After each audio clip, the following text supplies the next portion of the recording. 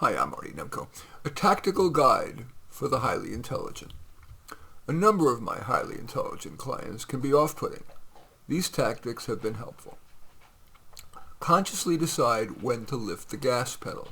We all like to be our best, but sometimes that imposes too large a price. So stay aware of when the risk-reward might be better if you held back, just as a pilot pulls back on the throttle when it's worth sacrificing some speed for safety, as in a cloud bank. Yes, it's cliche, but do listen carefully to your conversation partner or partners. Assess how complex your utterances or writing should be. I often err on the side of simplicity. Even highly intelligent people like to understand without strain.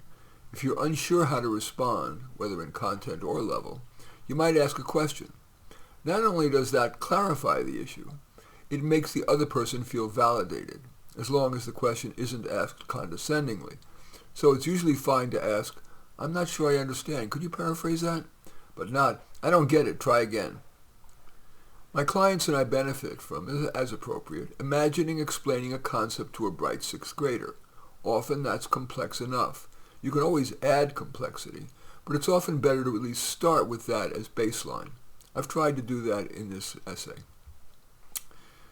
Catch them doing something good.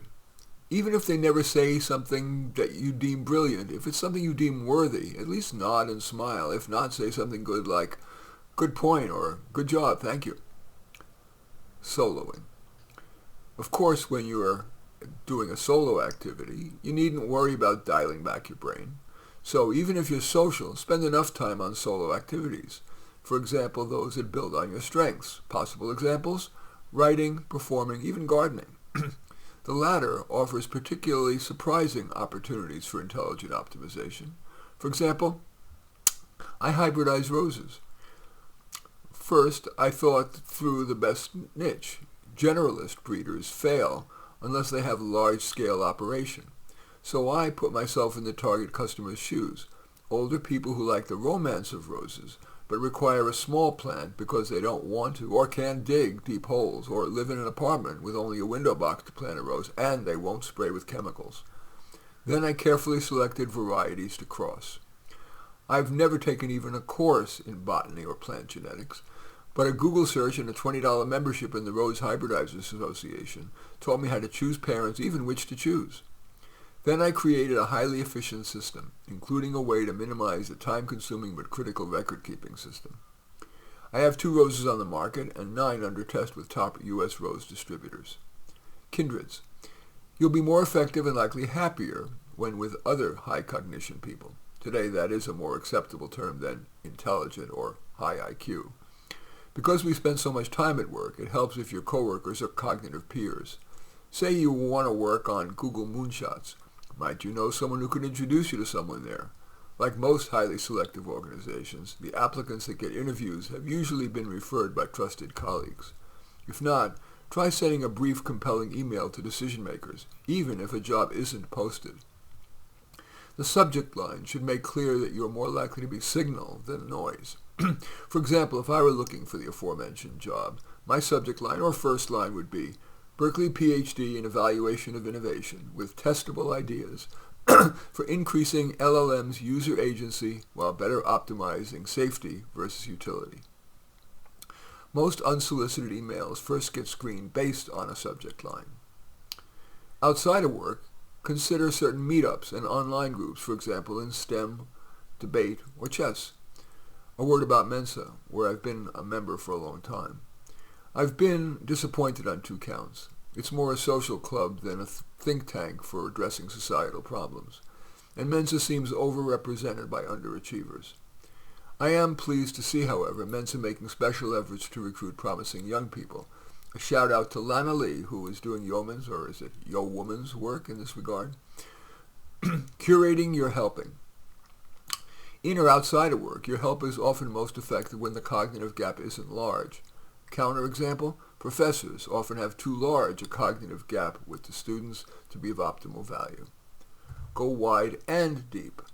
Most people face a lose-lose choice. If they dabble, they risk being a jack of all trades, master of none. That can be fun, but the lack of depth can impede career. On the other hand, in going deep, they too often reach a point where greater depth is needed for career success, but it's too challenging. That is a fatal flaw of science museums and of introductory college courses. Those offer enjoyable basics which hook people, but when they get to, for example, the higher math required in most STEM careers, they quit, having incurred significant opportunity cost. A benefit of being quite intelligent is that you may derive the benefits of going wide and deep. Forgive yourself. Even high-powered minds screw up and need breaks. I know someone who, to decompress, sews boxer shorts for her boyfriend while watching cartoons. Another pulls weeds. Another reads books for young adults like The Giver. Is there one, maybe two things on this list you want to try, do more of, or less of?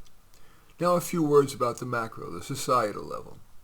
I would like to see improved restoration of K-12 programs for gifted kids and honors programs at universities. They've largely been abandoned in favor of programs for special needs students. Obviously, the so-called best and brightest are the most likely to cure cancer, better address energy issues, and, yes, reduce wars. Yet today, too much of their potential is going unrealized. Programs for the gifted should not be limited to advanced cognitive work, but also include human issues like those I'm addressing in this essay. And finally, media pivot. In earlier generations, excellence was more often venerated by the media and in higher education. Today, the plight of low achievers is emphasized, and in some circles, cognitive excellence is viewed as elitist, even racist. Restoring balance is key to long-term improvement in gross world flourishing. In any event, that's a tactical guide for the highly intelligent. As usual, I welcome your thumbs up and accept your thumbs down.